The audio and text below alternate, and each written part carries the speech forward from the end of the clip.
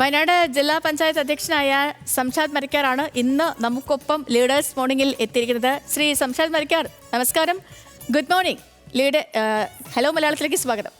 Good morning. Shri Samshad Marikkar, ഇപ്പോൾ ഈ തുടക്കത്തിൽ തന്നെ മഴയാണ്, എന്തുണ്ട് വിശേഷം? മഴക്കാലമാണ്. വയനാട്ടിൽ മഴ ആരംഭിച്ചിട്ടുണ്ട്. റെഡ് അലേർട്ടൊക്കെ പ്രഖ്യാപിച്ച് കഴിഞ്ഞിട്ടുണ്ട്. പക്ഷേ ഇന്ന് രാവിലെ മുതലൊരു മൂടിയ കാലാവസ്ഥയാണ്.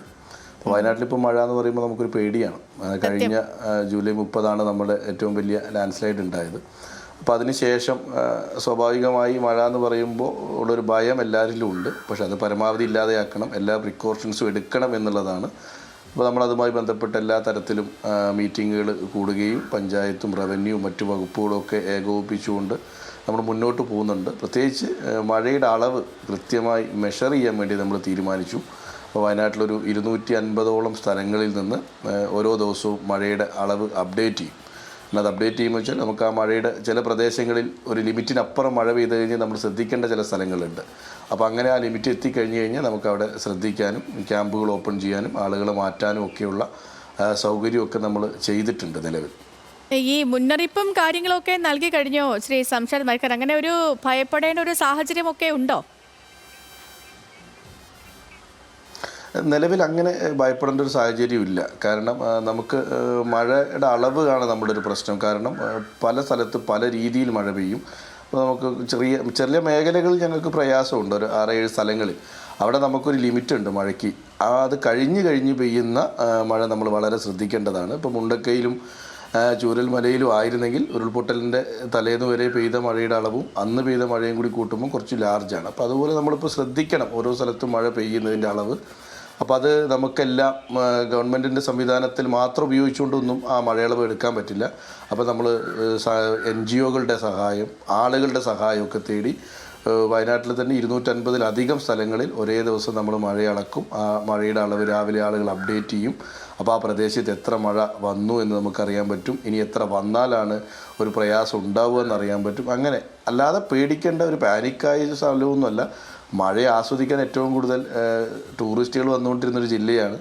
അവരൊക്കെ ഇനിയും വരണമെന്ന് തന്നെയാണ് നമുക്ക് പറയാനുള്ളത്. മഴ ആസ്വദിക്കപ്പെടും. പിന്നെ നമ്മളൊന്ന് ശ്രദ്ധിച്ചു, കുറച്ചുകൂടി ഗൗരവത്തിൽ ഇതിനകത്ത് ഇടപെട്ട് മുന്നോട്ട് പോകുന്നു എന്നുള്ളതാണ്. അത് കഴിഞ്ഞ ഒരു അനുഭവം ഉള്ളതുകൊണ്ട് ഇനി അങ്ങനത്തെ ഒരു കുഴപ്പം ഉണ്ടാവരുത് എന്നുള്ളത് കൊണ്ട് എല്ലാം ശ്രദ്ധിച്ചു പോകുന്നു. അതിൻ്റേതായ ഒരു ഒരുക്കങ്ങൾ ഞങ്ങൾ നടത്തിയിട്ടുണ്ട് എന്നുള്ളതാണ്. അപ്പോൾ പക്ഷേ അങ്ങനെ പേടിക്കേണ്ട കാര്യമില്ല. എല്ലാവർക്കും വയനാട്ടിലേക്ക് വരാം. വയനാട്ടിൽ മഴ മഹോത്സവം ഉള്ളതാണ്. അപ്പോൾ നിങ്ങൾക്ക് മഴ ആസ്വദിക്കാനും വരാം. ഓക്കെ.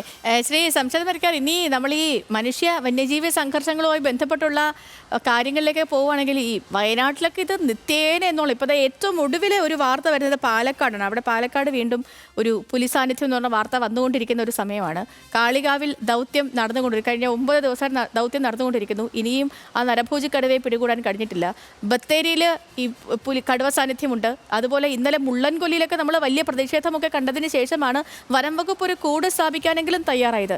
എന്തുകൊണ്ടാവും ശ്രീ സംഷാദ് മരിക്കാർ ഈ ഒരു വിഷയത്തിൽ ഒരു നടപടിയിലേക്ക് കടക്കാൻ വനം വകുപ്പിന് കഴിയാത്തത്, ഒരു ശാശ്വതമായ പരിഹാരം ഉണ്ടാക്കാൻ കഴിയാത്തത്?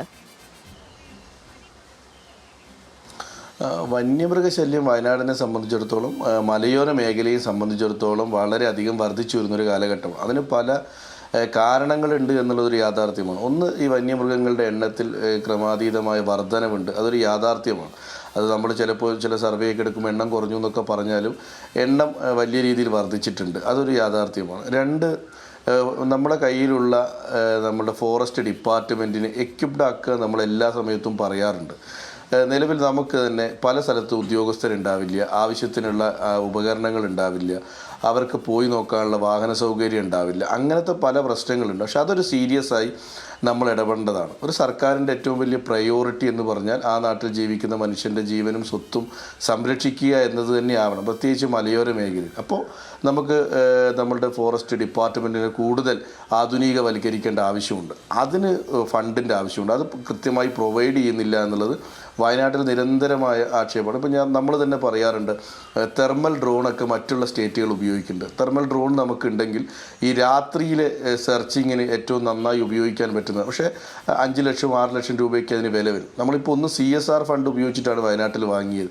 അപ്പോൾ അതൊക്കെ സർക്കാർ പ്രൊവൈഡ് ചെയ്ത് കൊടുക്കുക എന്നുള്ളത്. 2, നമ്മുടെ കാട്ടിൽ നിന്ന് മൃഗങ്ങൾ പുറത്തു വരുന്നതിൻ്റെ കാരണം എണ്ണം വർദ്ധിച്ചതിനോടൊപ്പം തന്നെ ഈ കാടിൻ്റെ ജൈവികമായ അവസ്ഥ ഭയങ്കരമായി തകർന്നിട്ടുണ്ട്. പക്ഷെ അത് നമ്മൾ എവിടെ അങ്ങനെ കാര്യമായ ചർച്ചയിലേക്ക് വരുന്നില്ല. ബഹുമാനപ്പെട്ട മുഖ്യമന്ത്രി വിളിച്ച മീറ്റിങ്ങിൽ ജില്ലാ പഞ്ചായത്ത് പ്രസിഡന്റ് എന്ന രീതിയിൽ ഞാൻ തന്നെ ഇത് പറഞ്ഞിരുന്നു.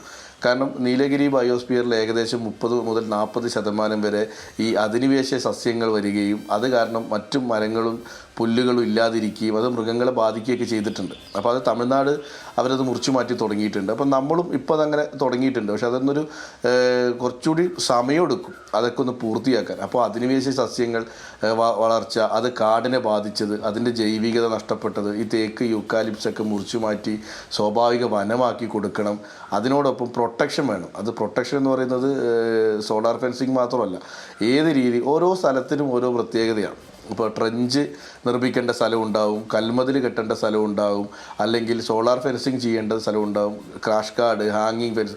ഇതിനൊരു പ്ലാൻ ഉണ്ടാക്കി എന്ന് വനം വകുപ്പ് പറയുന്നതല്ലാതെ അതിനകത്തേക്കൊരു സ്റ്റെപ്പ് എടുത്തിട്ടില്ല.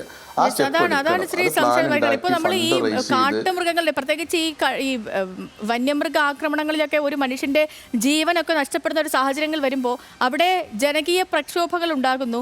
അവിടെ എത്തി ഒരു നഷ്ടപരിഹാര തുക പ്രഖ്യാപിക്കുന്നു. ആ 10 ലക്ഷത്തോളം കഴിയുകയാണ്. പിന്നീട് ഈ ഒരു വിഷയത്തിനൊരു ശാശ്വത പരിഹാരമാണ് അവിടെ ഉണ്ടാകാത്തത്. നമ്മൾ നോക്കുകയാണെങ്കിൽ കാലാകാലങ്ങളായി ബഡ്ജറ്റിൽ ഈ വനം വകുപ്പിന്റെ ഈ നമ്മുടെ വനവുമായി അതിർത്തി പങ്കിടുന്നവരുടെ ജീവിത നിലവാരം മെച്ചപ്പെടുന്നതിനും അവിടെ ഈ മറ്റ് വികസനങ്ങൾ വരുത്തുന്നതിനും വേണ്ടി കോടികളൊക്കെ മാറ്റി വയ്ക്കുന്നുണ്ട്.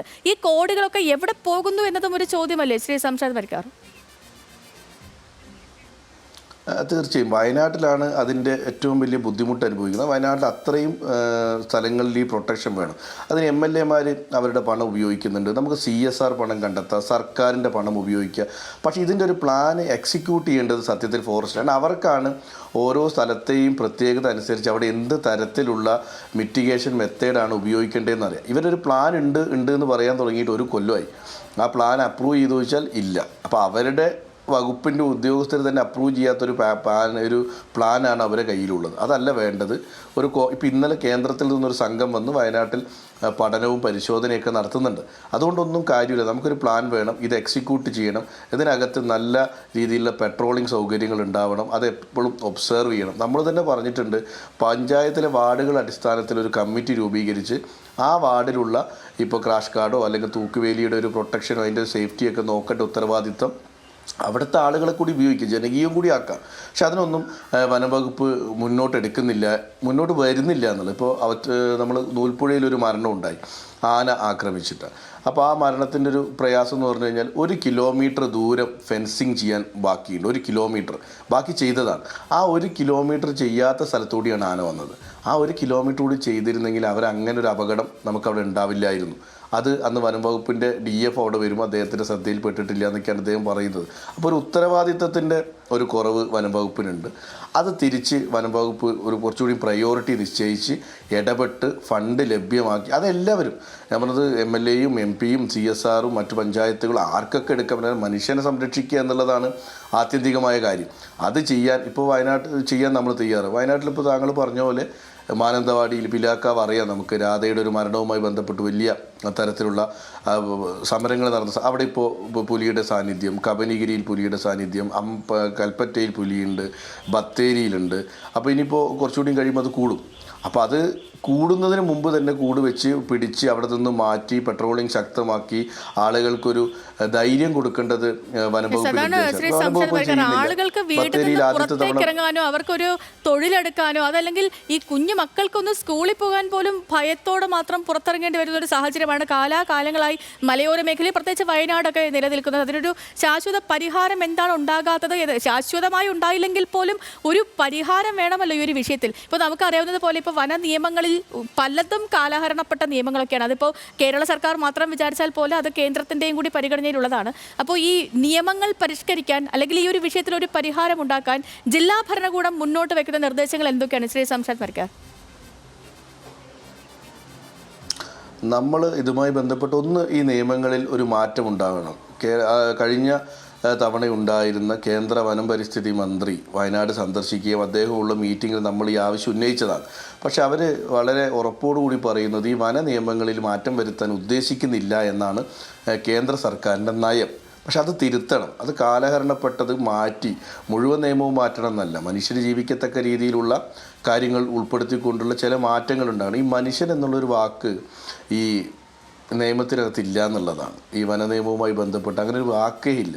അപ്പോൾ നമുക്ക് അവിടെ കുറേ മാറ്റങ്ങൾ വരുത്തുക എന്നുള്ളത്.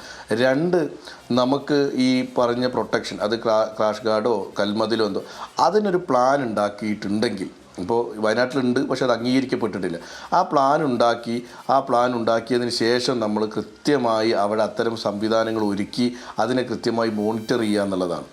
3, ഈ ഫോറസ്റ്റ് ഡിപ്പാർട്ട്മെൻറ്റിനെ ആധുനികവൽക്കരിക്കുക എന്നുള്ളതാണ്. നിങ്ങളിപ്പോഴും കണ്ടിട്ടുണ്ടാവും, ഈ കടുവയെ പിടിക്കാനോ അല്ലെങ്കിൽ പുലിയെ കാണാനോ ഒക്കെ പോകുമ്പോൾ ഒരു ലാത്തിയും ഒരു ഷീൽഡുമായിട്ടാണ് ഫോറസ്റ്റിൻ്റെ ആളുകൾ പോകുന്നത്. അപ്പോൾ അതൊക്കെ ഒന്ന് മാറ്റി കുറച്ചുകൂടി ആധുനികവൽക്കരിച്ചുകൊണ്ട്, കുറച്ചുകൂടി ഇപ്പോൾ AI ടെക്നോളജിയൊക്കെ ഉള്ള കാലമാണ്, അപ്പം നമുക്ക് കുറച്ചുകൂടി സംവിധാനങ്ങൾ ഉപയോഗിക്കാം. അതുപോലെ ഒരു അലാം സിസ്റ്റത്തെ നമുക്ക് സെറ്റ് ചെയ്യാൻ പറ്റണം. അതായത് ഒരു വന്യമൃഗം നാട്ടിൽ ഇറങ്ങിയിട്ടുണ്ടെങ്കിൽ ആ മിനിമം ആ പ്രദേശത്തെങ്കിലും നമുക്കൊരു ഇൻഫർമേഷൻ ക്രിയേറ്റ് ചെയ്യാൻ പറ്റണം, ആളുകൾ ശ്രദ്ധിക്കണമെന്ന് പറയും. അതിന് ഇറങ്ങിയതായി ശ്രദ്ധയിൽപ്പെട്ടാൽ ഉടനെ തന്നെ അവിടെ നടപടികൾ ഉണ്ടാവണം. ഇപ്പോൾ ബത്തേരിയിൽ ആദ്യത്തെ തവണ പുലി വന്നു, ആളുകൾ പരാതി കൊടുത്തതാണ്, പക്ഷേ വനംവകുപ്പ് ഒന്നും ചെയ്തില്ല. ആ ഒന്നും ചെയ്യാതിരുന്ന് 2 ദിവസം കഴിഞ്ഞ് വീണ്ടും അതേ വീട്ടിൽ അതേ സ്ഥലത്ത് അതേ കോഴിക്കൂട്ടിൽ പുലി വന്നപ്പോഴാണ് ആളുകൾ പ്രയാസമായി, ആളുകൾ സമരം ആരംഭിച്ചു, DF ഓഫീസ് ഉപരോധിച്ചു. അപ്പോഴാണ് പുലിയെ കൂട് വെക്കാനുള്ള ഒരു അനുമതി തരുന്നത്. ഈ സമരം ചെയ്തിട്ടല്ല അനുമതി തരേണ്ടത്. അതാണ് ശ്രീ സംശയ വർക്കർ, എത്ര കാലം ഈ സമരം ചെയ്ത നാട്ടുകാർ മുന്നോട്ട് പോകുമെന്നുള്ളതാണ് ഈ ഒരു വിഷയത്തിൽ ഒരു ശാശ്വതമായ പരിഹാരം, ശാശ്വതമായ അല്ലെങ്കിൽ പോലും ഒരു പരിഹാരം, ആളുകൾക്ക് മനസമാധാനത്തോടെ ഉറങ്ങാനെങ്കിലും, സ്വന്തം വീട്ടിൽ ഉറങ്ങാനെങ്കിലും കഴിയുന്ന ഒരു സാഹചര്യമൊക്കെ നമ്മുടെ നാട്ടിൽ ഉണ്ടാകട്ടെ എന്ന് ആത്മാർത്ഥമായിട്ട് ആഗ്രഹിക്കുകയാണ്. വളരെയധികം നന്ദി ശ്രീ സംഷാദ് മരിക്കാർ, നമുക്കൊപ്പം ചേർന്നതിനും ഇത്രയും നേരം സംസാരിച്ചതിനും ഒത്തിരി സന്തോഷം. Thank you so much.